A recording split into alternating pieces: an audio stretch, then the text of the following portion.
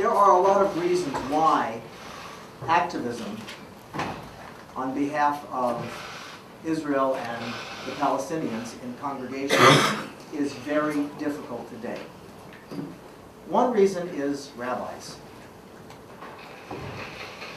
Present company accepted, of course. Accepted, not excluded. That's right. and that is that we hate conflict in congregations. It works against congregations in our minds sometimes. Now that's not always true, but that is the way most of us think. That is, if there is conflict, we'll be in the position of having to take a side, take a stand, and that might hurt such things as income and membership. And it may also hurt our relationship with our executive board, our board of directors. The second problem is the lay leadership of congregations that abjures dissent for the same reason.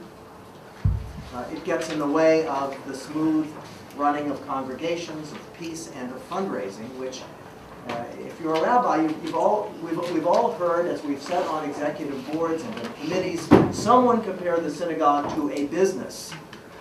Have you all been in that position? And you sort of cringe or want to hide under the table when the metaphor of a business is applied to your congregation. It hurts. It's not good for business when there is dissent. And third is a phenomenon that applies, I think, mostly to the Reform movement. It may have some parallels in other congregations. The Reform movement, since World War II, has had to make some major changes.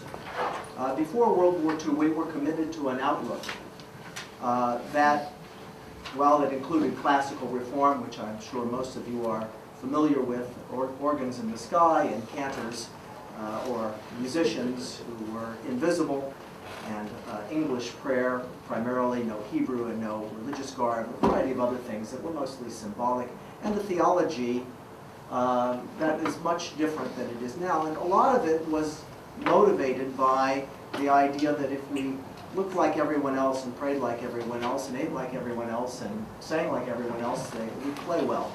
That it would reduce anti-Semitism and we would be like everyone else. And of course the Holocaust proved that that was wrong, because in the very place in which those ideas, the genesis of those ideas occurred, the beginnings of the destruction of European Jewry took place. They didn't love us, they killed us. So the Reform movement had to reevaluate a lot of things, and culture changed the Reform movement so that we began to reclaim, and are still reclaiming, some of the things we threw overboard in the 19th and early 20th century.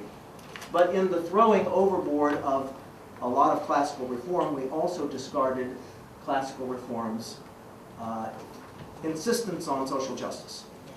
So in the early days of this change, social justice was demoted in Reform congregations, particularly in the 70s and 80s, with the rise of Israel as an alternative motivator for congregations, an alternative hook for congregations.